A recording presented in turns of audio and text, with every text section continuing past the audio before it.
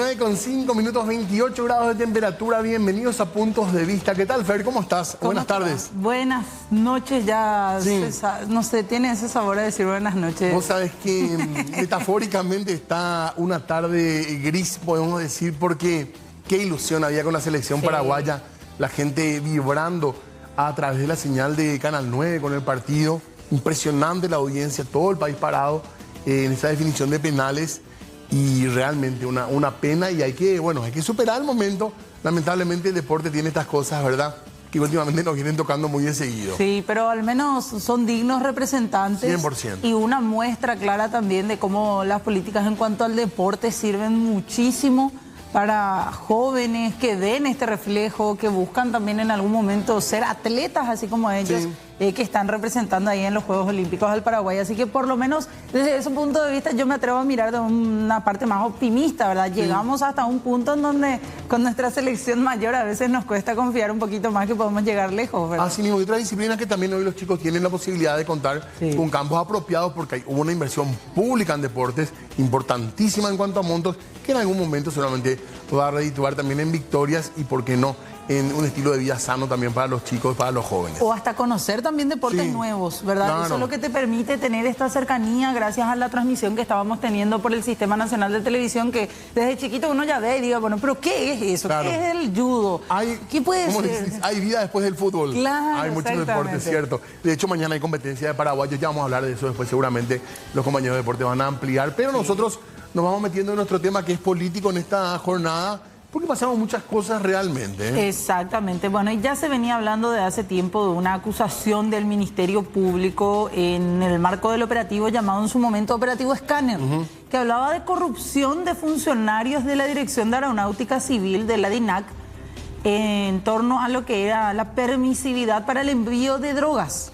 Hace tiempo que se habla de esto, ¿verdad? Y pese a que hay incluso oficinas antidrogas en el lugar, que está aduana en el lugar, siempre aparentemente había puntos vulnerables y un esquema que fue investigado y que también deja algunas cuestiones políticas alrededor para comentar por lo menos. Exactamente, porque cuando el Ministerio Público presenta su acusación contra exfuncionarios de la DINAC en el marco de estos operativos, el operativo Oasis también, realizado en diciembre del 2023, ellos hablan también y se indican y muestran vínculos en dicha acusación de nada más y nada menos que el senador liberal líder amarilla y el exgerente de seguridad aeroportuaria del aeropuerto Silvio Pettirossi. ¿Y qué es lo que tiene la Fiscalía con respecto al político liberal? Sobre todo, visitas. Sí, la Fiscalía hace referencia a que el líder amarilla supuestamente realizó una visita a uno de los procesados. ¿Y también lo habrían visitado a él en el Congreso? Reuniones supuestamente con agentes de la Senat. Y hasta visitas a Luis Servián. Ahí estamos viendo. Ahí está, sí. Luis Servián se encargó de realizar las tareas previas al envío de sustancias estupefacientes, búsqueda de aliados, dice parte del documento del Ministerio Público, donde hablan de la investigación. También supuestamente Servián reclutaba a personas para el tráfico, mulas. Buscaba apoyo de funcionarios aeroportuarios para evitar los obstáculos en los controles respectivos de seguridad del aeropuerto y de la Senat. Esto con la finalidad de que las cargas de droga, estamos hablando, a ser enviadas al continente europeo, pasen sin control alguno. Asimismo, a través de sus vínculos políticos, obtendría la designación de funcionarios públicos que formarían parte de la estructura. Estamos hablando entonces de Luis Servián, que era el encargado de la seguridad. Sí, señor, que era uno de los encargados no de la seguridad, sino de la logística del grupo para el envío de drogas, ¿verdad? Ahí está más de lo que dice la declaración. Le preguntan a Carlos si habló con J, que Luis se quedó porque la persona le hizo una seña. Le dice en otra parte de esta acusación de la Fiscalía, el acta de imputaciones, ¿verdad? Sí. A ver un poquitito. Que se vayan a quedar y ya vienen libres todos, que solo falta la resolución de que él va a continuar. Bueno, esto es parte de lo que se publicó también. Sí, hacían referencia directamente a las designaciones de funcionarios que actuaban en connivencia con ellos, que supuestamente a través de los vínculos políticos es que ellos buscaban que las personas permanezcan en esos cargos a fin de continuar con todo el esquema de corrupción que les permita a ellos enviar drogas sin mayores trámites, sin mayores problemas ni controles. Ahí está, dice 3 personas de nombre: Luis Servián, Jorge González, agente especial asignado al Aeropuerto Internacional Silvio Pettirossi, y Francisco Fabián Godoy, agente especial asignado al Aeropuerto Internacional, estuvieron reunidos con el senador líder amarilla. De hecho, que a él se lo mencionó ya en su momento, Sí. hace un par de meses, Así mismo. semanas. Y él negaba. Primero era en el acta de imputación y ahora se ratifica el Ministerio Público en esto que ya es parte de la acusación en contra de las personas que fueron involucradas en este esquema. ¿Hay declaraciones al respecto? Sí, antes de continuar analizando un poco algunos artículos, algunos párrafos de esta acusación del Ministerio Público, vamos a compartir a continuación primeramente lo que decía el senador líder amarilla en su descargo. Yo particularmente sostengo claramente que no tengo nada que ver en este asunto. O sea, yo soy un dirigente del Partido Liberal, hoy senador nacional, y nada más que eso, ¿verdad? O sea, no tengo mucho que agregar, Rodi, porque son temas que ya explicamos en su momento. El señor Servián efectivamente fue una persona que trabajó para mí en campaña, nunca negué, no tengo por qué negar, una persona que puso su empeño para que yo sea senador. En su momento me visitó varias ocasiones, como miles de dirigentes que me visitan, y nada más que eso, ¿verdad? Sus actividades particulares, las responsabilidades son individualísimos según el Código Penal. Lo que él haga de su vida privada va a tener que asumir las consecuencias si es que hay responsabilidad en eso. Pero más nada, así literalmente lo di, más nada. Me visitaron, Servín me visitó con varios miembros del sindicato en su momento. O sea, una de las visitas que hizo fue con unas cuestiones del sindicato, cuestiones de leyes laborales, o sea, beneficios laborales que tenían, todo ese tipo de cosas.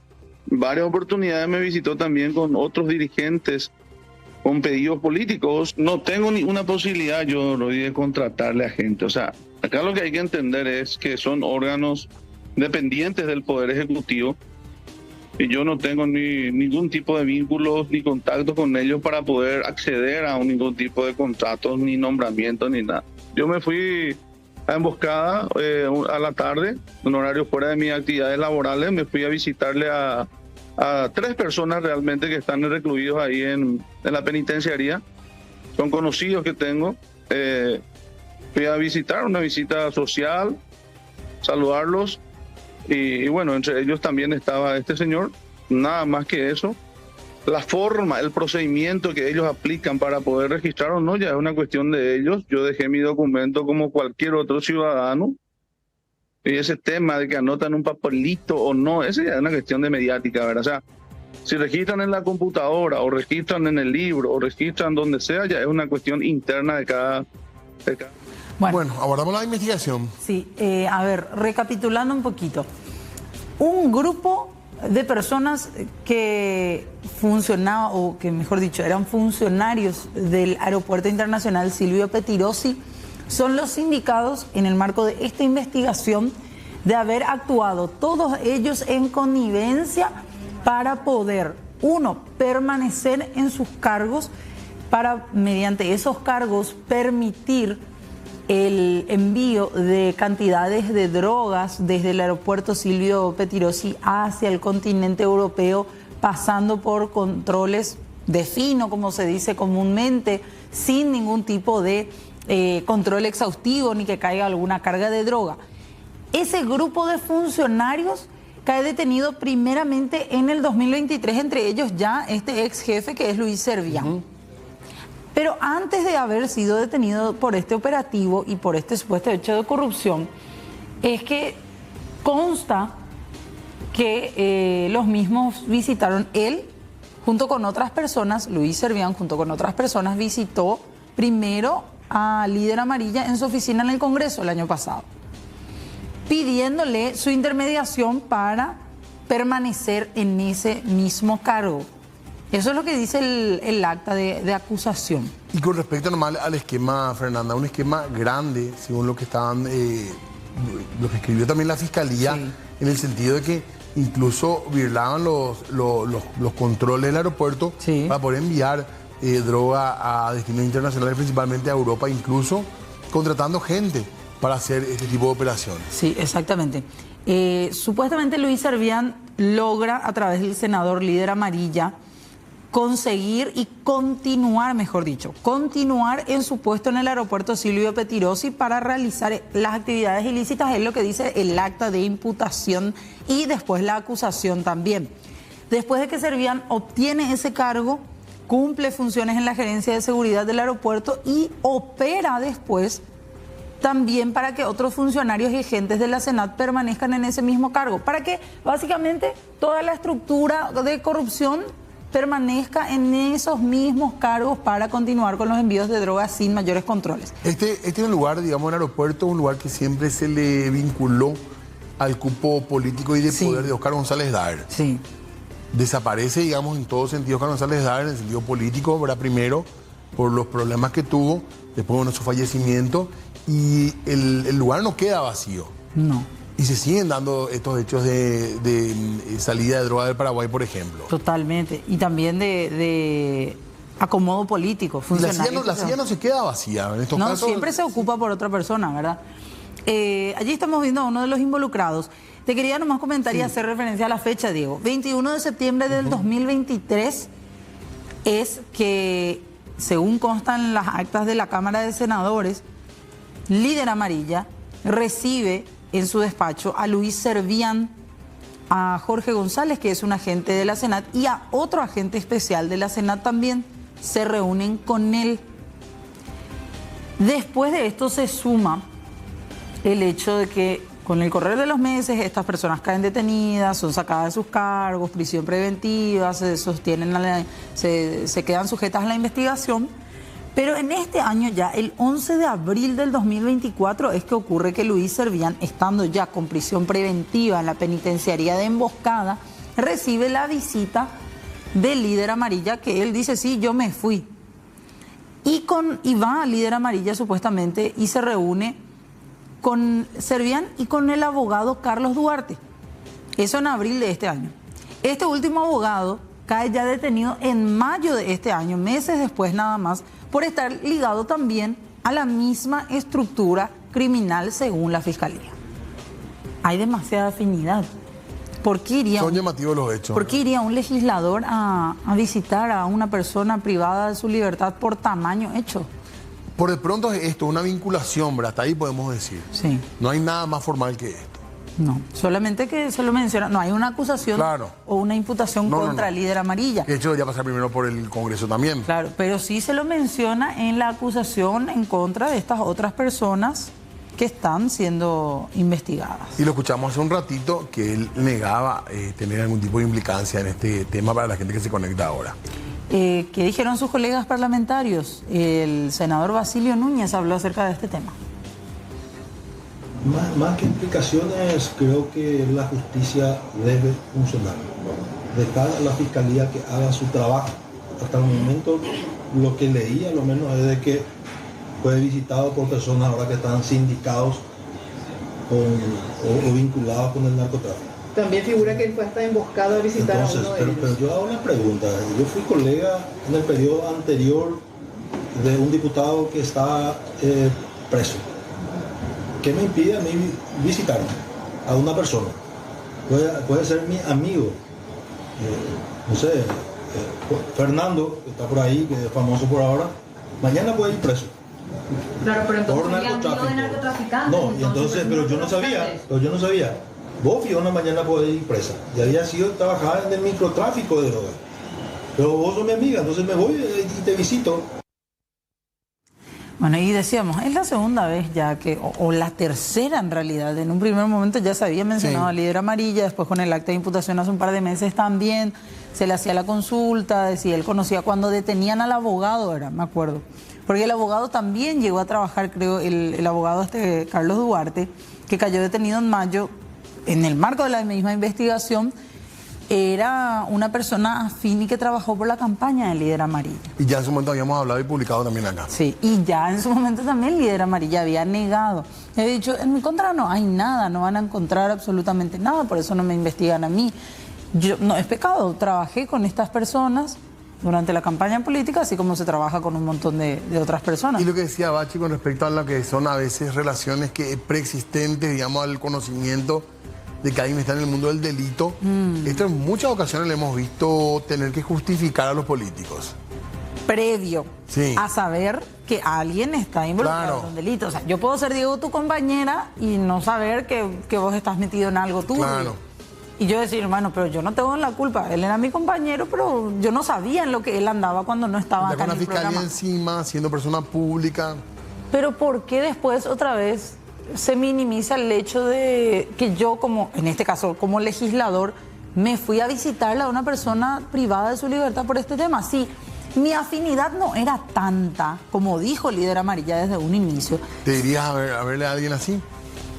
Por eso, si aparte, mi afinidad no era demasiada, si era una persona más, no más de las tantas que yo como legislador recibo en mi oficina, ¿por qué me voy a visitarlo a él a la cárcel?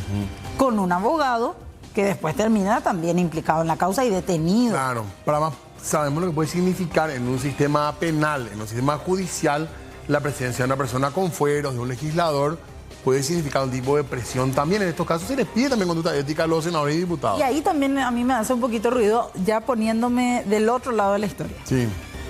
Si yo realmente quiero cometer alguna actividad ilícita o cuanto menos llamativa como legislador, voy a pecar de inocente para irme a visitarle a una persona privada de su libertad. Y es medio arriesgado, cuando menos arriesgado. Por eso, si yo quiero hacer cosas turbias, voy a hacerlas en silencio o sin mostrarme demasiado en una cárcel. Viene la clandestinidad, digamos. Claro. ¿Hay más declaraciones sobre esto? Sí, señor. Tenemos más para compartir de Esperanza Martínez, lo que mencionaba. Está obligado a ponerse a disposición de la justicia, a que se investigue, a que se aclare por los canales correspondientes, a que tenga el periodo y la oportunidad de la defensa. Y seguramente en el transcurso de la investigación vamos a tener una información más certera de cuál es realmente su situación, y nosotros queremos respetar ese proceso de justicia que él se merece como cualquier otro paraguayo. En caso que él esté involucrado ciertamente en el tema, ¿ustedes qué acciones podrían dar en la bancada? Bueno, si viene un pedido de alguna jueza donde él esté imputado y pida su desafuero, procederemos al desafuero, por lo menos votaremos por el desafuero la mayoría de los que integramos la bancada democrática, porque esa ha sido nuestra postura con todos y con todas, de modo que eso, como hay otros colegas que ya están en este momento en procesos judiciales y están con pérdidas de con sus desafueros en cada caso particular en que la jueza solicite al Pleno. La próxima semana va a ser la bancada democrática, ocasión entonces para conversar también y aclarar este tema con su colega Líder Amarilla. Sí, yo supongo que él fraternamente nos va a comentar, ya lo hizo en un momento dado cuando se inició esto, con las explicaciones que hoy son las que él nos está haciendo públicamente, y seguramente sí, lo vamos a conversar si él lo quiere en la bancada también el martes que viene, que es nuestra fecha de reunión semanal. Bueno, no es menor el hecho de que un legislador de la oposición vaya y visite a una persona privada de su libertad por narcotráfico, por una causa como el tráfico internacional de drogas, sea del equipo político que sea, de hecho. Y lo que le pone quizás más grave a este asunto es que, más allá de los trascendidos, los comentarios que hay políticos sobre esto, la acusación fiscal menciona esto, ¿verdad? Claro. O sea, este vínculo aparece ya en una carpeta fiscal, por eso que toma también un carácter de gravedad. Sí, sí. Veremos la fiscalía hasta dónde llega también en esta situación. También sería bueno, ¿verdad?, que la fiscalía investigue, que podamos saber realmente, más allá de las declaraciones que da el senador, si realmente existe algún vínculo que sea preocupante o que sea dentro de la ilegalidad. Es así, señor, porque se presentan con documentaciones incluso. Y habrá que ver qué es lo que ocurre ya en los próximos días. Reiteramos, es como la tercera vez que se menciona esto esta relación, este vínculo, ya sea político o ya a nivel más personal, que ha tenido el senador líder Amarilla con estas personas que, reiteramos, son todas personas que en el marco de un operativo de tráfico internacional de drogas supuestamente permitían que los cargamentos, que las cargas pasen por los controles sin llamar la atención. Él también, aparte de las declaraciones que escuchábamos que le daba a nuestro medio, él también hizo publicaciones en su red social, en su perfil de X, donde él decía, bueno, básicamente lo mismo, ¿verdad? Pero publicó, digamos, esto, y que está ahí también donde él hace su descargo y donde dice que él tiene un compromiso en la lucha contra el narcotráfico. Y dice que todo esto se da o es una especie de persecución política en su contra, como es de la oposición, que lo vinculan con demasía cuando que es parte nada más del trabajo que él estuvo realizando. Igual el hecho nuevo, como decíamos, es esa visita a la penitenciaría de Emboscada que se dio ya en este año, en abril de este año, así que vamos a ver qué es lo que ocurre o si hay hechos nuevos que van saltando también con el paso del tiempo. Así mismo, Fer, y nosotros vamos a cambiar de tema para hablar también de una situación que tiene tensión laboral, y estamos hablando del IPS y de la situación de reclamo que sea con uno de los gremios médicos. Sí, con el sector de los anestesiólogos específicamente. Ya queremos establecer contacto vía Zoom con la doctora Marlene Guirlán. Ella es vocera de los anestesiólogos del Instituto de Previsión Social. Doctora, ¿cómo le va? Gracias por atendernos. Muy buenas noches. Estoy aquí desde la explanada de nuestro lugar de trabajo. En este momento hay mucho viento, así que no sé cómo estará saliendo el audio. Bien sale, ¿eh? Muy bien, doctora. ¿En qué situación se encuentran ahora mismo, doctora, con respecto al reclamo, respecto al diálogo también? Nuestro reclamo sigue vigente. Nosotros no hemos cambiado de parecer. Seguimos con la lucha por el beneficio de la implementación de la ley 71-37, que es la que nos beneficia con una reducción de la carga horaria. Es una ley que nos corresponde y que hace un año ya se ejecutó a nivel del Ejecutivo y que ya está implementado por el órgano rector nuestro, que es el Ministerio de Salud Pública. Entonces, ese es el motivo por el cual estamos luchando en este momento. Doctora, brevemente por lo menos, ¿cuál es un turno normal, digamos, una persona que trabaja en el área de ustedes? Y lo otro, ¿qué tan delicado es el trabajo de un anestesiólogo a la hora de hablar del quirófano, por ejemplo?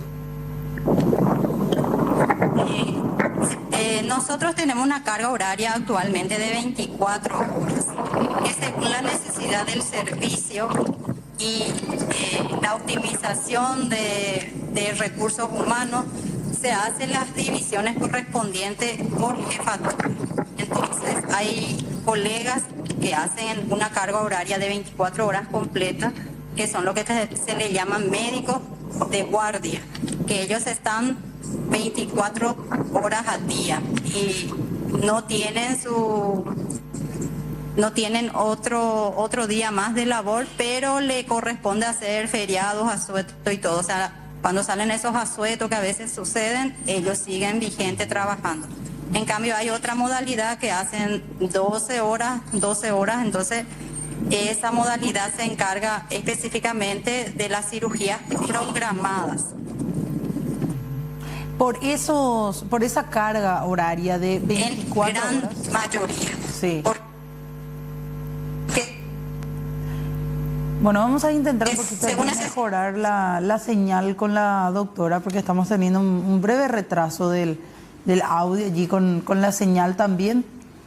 Entonces, a ver un poquito, doctora, probamos de vuelta. Suerte, por favor, ¿nos escuchás? Por el hecho de que nosotros estamos el paciente trabajando. Entra un poco el viento, doctora. Le rogaríamos si pueden moverse un poquitito del lugar donde están para continuar con la charla, por favor, porque queríamos saber un poquitito. Sabemos que hay un cuarto intermedio, pero ver cómo se puede solucionar esto, si va a haber solución realmente, porque hay un montón de pacientes que dependen de esta situación también que se da ahora en el IPS. Exactamente, después de todo lo que ocurría. Qué notable cómo nosotros no tenemos en cuenta, por lo visto, estos reclamos hasta que se tienen que llegar a estas situaciones, ¿verdad? Y no se tienen en cuenta los reclamos ni siquiera cuando se llegan a estas situaciones, ¿verdad? Ni Porque siquiera. mucha gente, muchas veces, muchos no dimensionamos y decimos, no, pero 24 horas, una carga horaria muy, muy pequeña. ¿Qué quieren trabajar 12? En la mitad nada más. Pero no nos damos cuenta que esto va un poco más allá y tenemos que analizar también que son especialistas que se han formado desde hace años. Doctora, no le pudimos más escuchar allí la última parte de lo que nos decía, pero yo le tenía una consulta. Por lo menos explicar un poquito también cuánto están ganando ahora por tener una carga horaria o un rubro de 24 horas y explicar también que ustedes no es el único rubro que tienen, es decir, muchas veces sobrepasan un montón de horas a la semana que trabajan en distintos hospitales, ¿verdad? Nosotros tenemos, según las nominaciones que da el IPS, está el personal contratado que tiene un salario diferenciado y está el personal permanente que se acoge con los beneficios propios que tiene el trabajador permanente del IPS, como son un 13º salario, que no tienen bueno, el 13º sí tiene porque es el aguinaldo, pero hay un salario de ayuda vacacional que no tienen los colegas contratados. Y ellos también tienen una nómina salarial que prácticamente es el 50% de lo que percibe un personal permanente. Ese históricamente ha sido el salario que se da aquí en el Instituto de Previsión Social. ¿Y en guaraní cuánto es?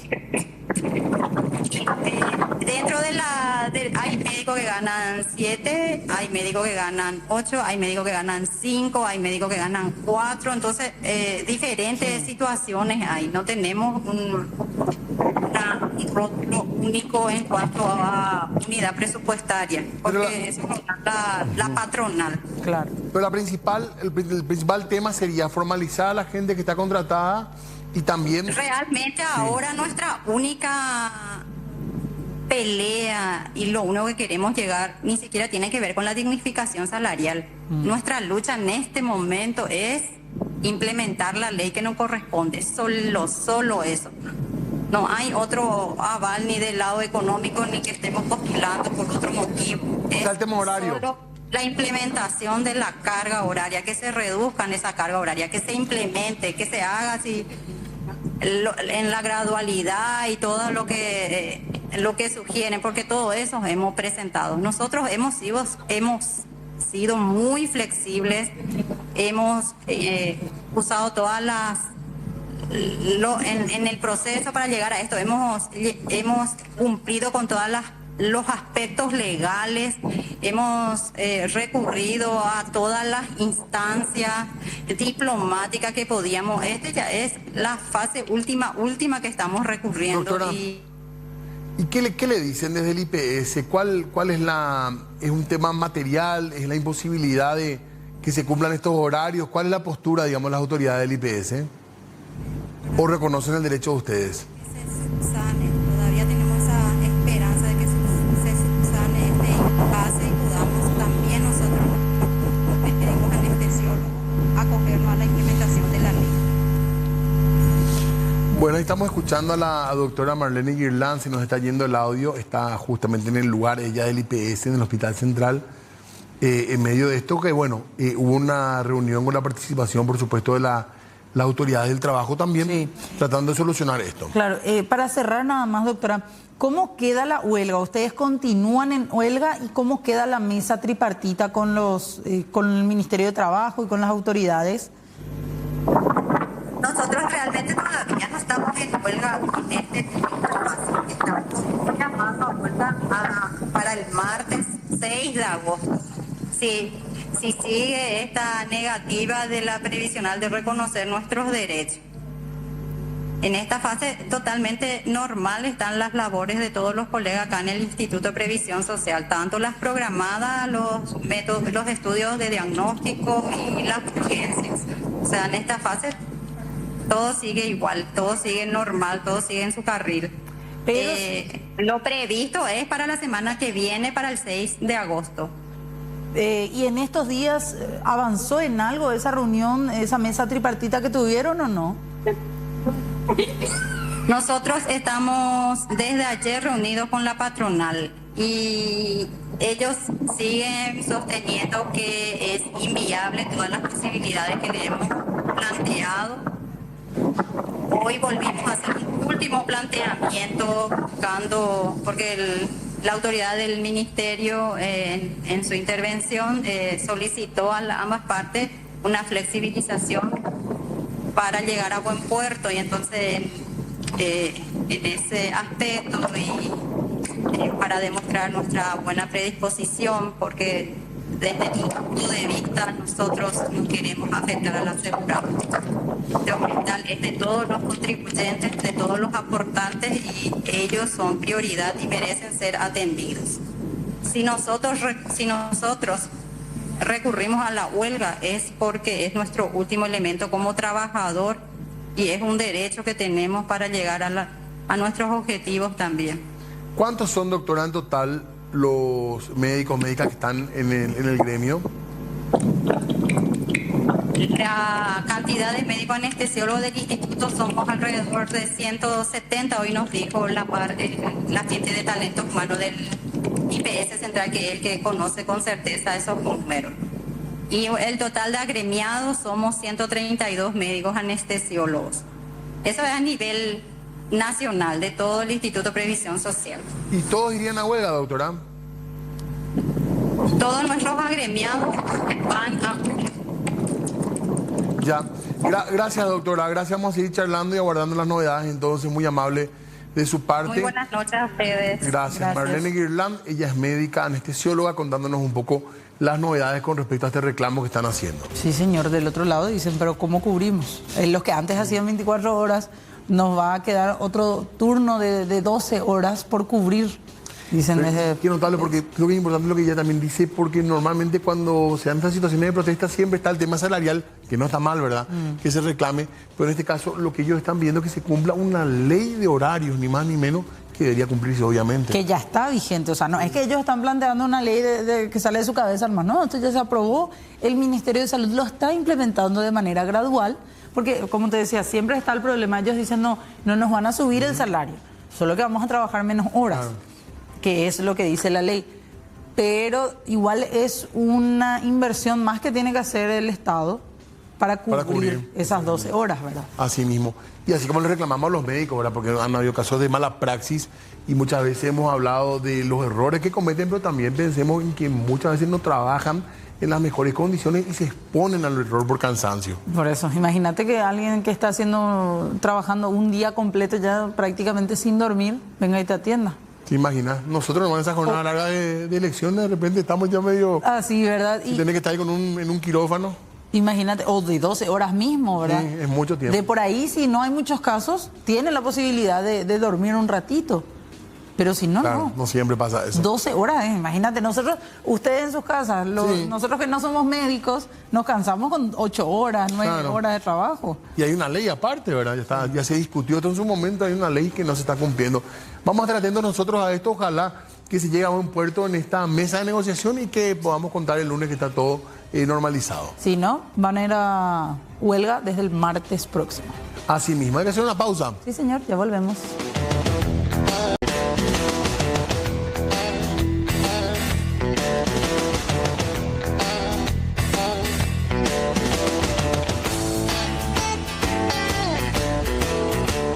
...19:44, seguimos informando nosotros y atención, Salto del Guairá tiene que ver con el tema municipal y una denuncia que surge en la Junta. Concejales de esta localidad de Salto del Guairá presentaron un pedido de intervención ante la Fiscalía y la Contraloría.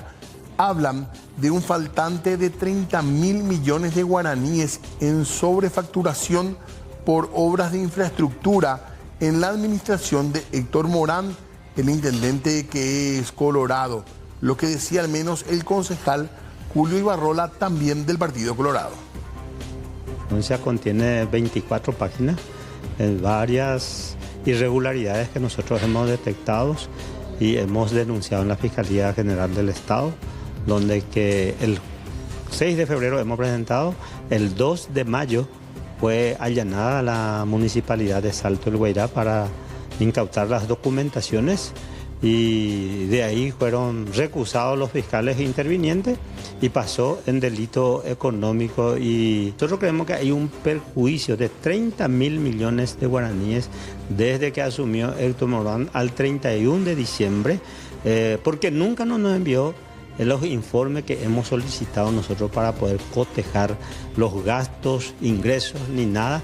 Entonces, por eso es lo que acudimos a la Fiscalía General del Estado para que pueda investigar este hecho y, así como te dije, transparentar la administración de Héctor Morán. Solicitamos la intervención, pero salimos 6-6 y el presidente Armando García desempató a favor de que no se haga la intervención a la municipalidad de Salto del Guairá.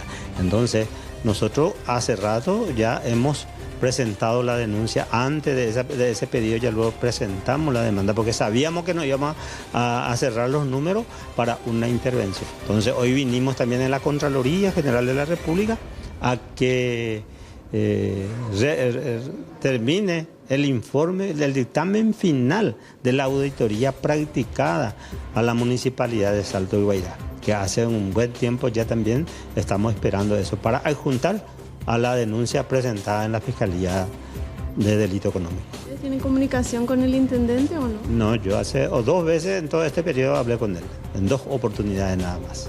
En impuesto inmobiliario hay indicios de que hay faltante, hay denuncias inclusive de los proveedores, supuestos esos proveedores, porque ellos no sabían de que proveían a la municipalidad de Salto del Guairá, inventaban facturas con algunos contadores y en ese hay un perjuicio de 2.600 millones en 2022 y 2023.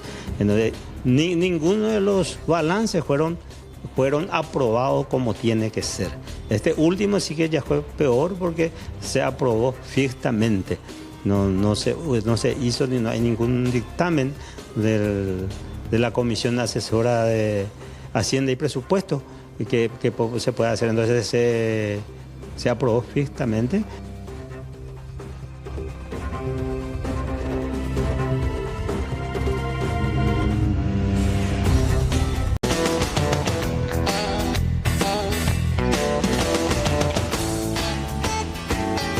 Hablemos de información política, pero aplicada al ámbito judicial o relacionada directamente a políticos que tuvieron que enfrentar causas ante la justicia porque un tribunal de apelación penal, segunda sala, conformado por los magistrados Viviana Benítez Faría, José Agustín Fernández y Delio Vera Navarro, ratificó las penas privativas de libertad de 4 años y 6 meses para Luis Rojas y de 3 años en total, mejor dicho, para Francisco de Vargas, ambos exministros de la Secretaría Nacional Antidrogas. Las condenas son por lesión de confianza por un perjuicio de 11.000 millones de guaraníes que se había ocasionado al ente estatal, a la Senat, durante el proceso de compra de equipos de espionaje entre los años 2012 y 2015.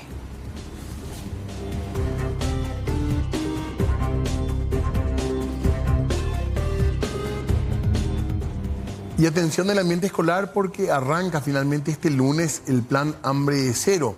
Estamos hablando de uno de los planes emblemáticos que presentó el gobierno nacional y este lunes 5 de agosto va a arrancar oficialmente la implementación del programa Hambre Cero, que llevará alimentación a niños y niñas de las escuelas de todo el país.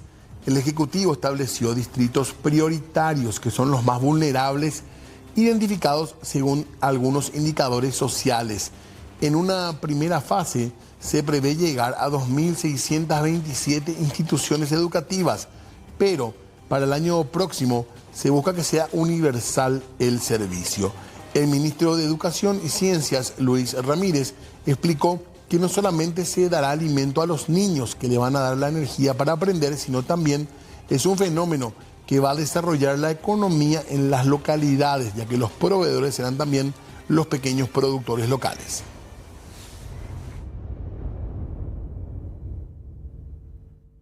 Y una vez más, más tuvimos un episodio con los ascensores del Congreso Nacional, que siempre son noticias, en particular de la Cámara de Diputados. Así como se puede observar en este video, retiraban a una funcionaria que quedó atrapada por 1 hora en el ascensor de la Cámara de Diputados durante la mañana de este viernes. Al forzar la puerta, los agentes policiales y otros funcionarios encontraron que estaba dentro esta mujer, la señora Porfiria, que es ascensorista, también tiene otras funciones en la Cámara de Diputados. Ella estaba a unos metros abajo. El ascensor se había quedado trancado entre 2 pisos. Es por eso que tuvieron que subirla y después del rescate verificaron si estaba herida, le tomaron la presión. El presidente del Congreso, Basilio Núñez, dijo que se deberán cambiar los elevadores, teniendo en cuenta que se reparan constantemente, pero también de manera constante son motivo de noticia por la cantidad de tiempo que ya varios funcionarios y visitantes se quedaron atrapados.